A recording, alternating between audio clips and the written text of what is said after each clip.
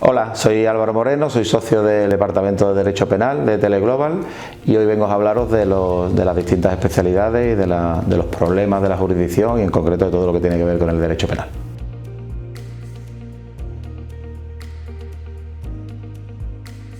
El despacho se especializa en derecho penal por una cuestión quizás circunstancial, porque las tres patas del despacho en su origen, en su creación, fueron en primer lugar los impuestos especiales, de ahí una gran especialidad en derecho administrativo, y aunque a la gente en primer término le parezca extraño que sean cuestiones que están relacionadas, de esas dos especialidades sale mucho derecho penal. Mucho derecho penal, digamos, de carácter económico fundamentalmente, si bien es cierto que es derecho penal aplicado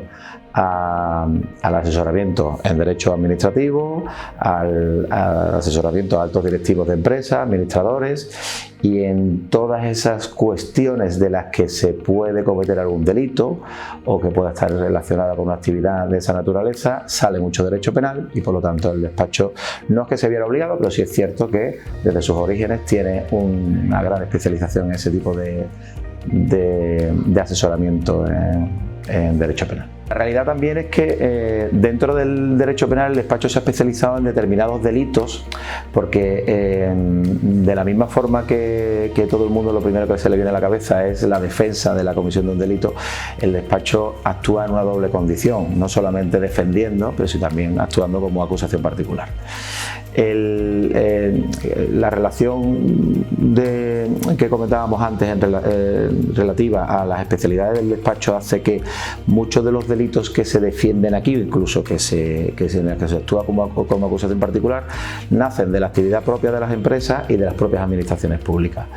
Esos tipos de delitos son los tipos, digamos, que no abarcaría todo el Código Penal, pero es claro que de esas actuaciones de carácter tanto mercantil como administrativo, como de carácter económico, incluso fiscal, nacen las posibles comisiones de delitos en las cuales el despacho se ha especializado.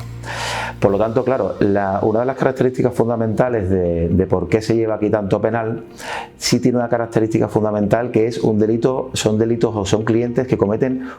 o se meten en un pequeño lío, por decirlo de alguna forma, una única vez en la vida.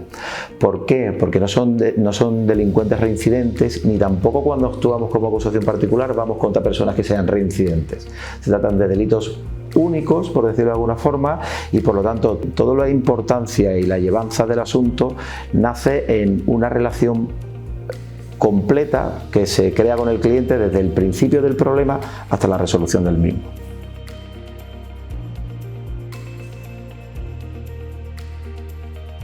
Los pros y los contras. Realmente se trata de una materia apasionante. Cualquiera que estudie Derecho sabe que el derecho penal es, digamos, la madre de todos los derechos, por decirlo de alguna forma, o el derecho principal al que a todo el mundo, al menos de forma teórica, le gusta. Luego la práctica es bien diferente. La realidad es que la carga psicológica, la denominada pena de banquillo de la persona que sufre un procedimiento penal, hace que aparte del asesoramiento puramente jurídico tenga mucho de empatía con el cliente, acompañarlo desde que sufre los primeros visos, la propia imputación o la fase de investigación, la fase de instrucción, que es realmente demoledora desde el punto de vista personal en todos los aspectos, y luego la fase de juicio oral, que igualmente es realmente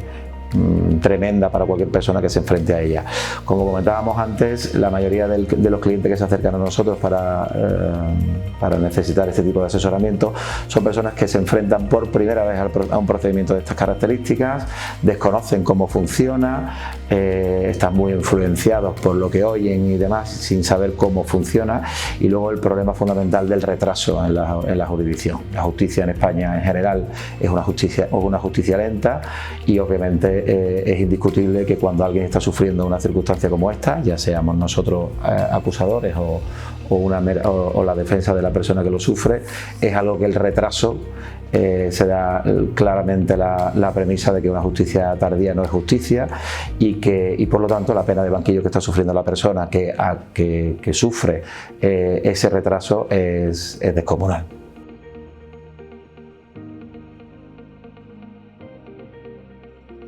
Fundamentalmente es la falta de medios. todo el mundo coincide que este poder del Estado es el que menos votos da, y por lo tanto es claro que los que nos dedicamos a la práctica jurídica es habitual saber, conocer y sufrir el retraso en cualquier tipo de procedimientos, y sobre todo en los procedimientos penales, en cualquier tipo de juzgados, ya sea en Andalucía, ya sea en el norte de España, ya sea en Barcelona, en Madrid, en Palma. Gracias a Dios tenemos asuntos iniciados en distintos puntos de toda la geografía española, y en todos el denominador común es el retraso, la falta de medios, y si a eso le sumamos las últimas huelgas que ha habido en la justicia, hace que la media de un procedimiento pues puedan superar los 3-4 años. Hace poco hemos tenido un señalamiento de un juicio que se ha llevado 12 años en fase de instrucción. Eso obviamente es difícilmente explicable, justificable y entendible para el que lo sufre. Por lo tanto, esos son los mayores problemas que tiene ahora mismo la jurisdicción, la justicia en su conjunto, y en concreto está claro que tanto la fase de instrucción como cualquier tipo de juicio de carácter penal.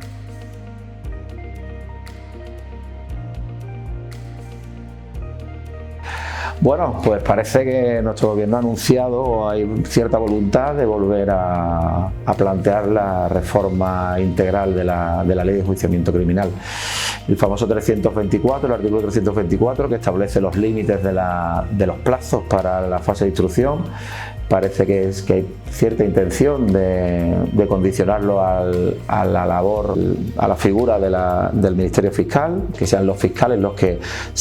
propongan la ampliación de esos plazos en fase de instrucción, y no sea el juez instructor o investigador el que lo haga.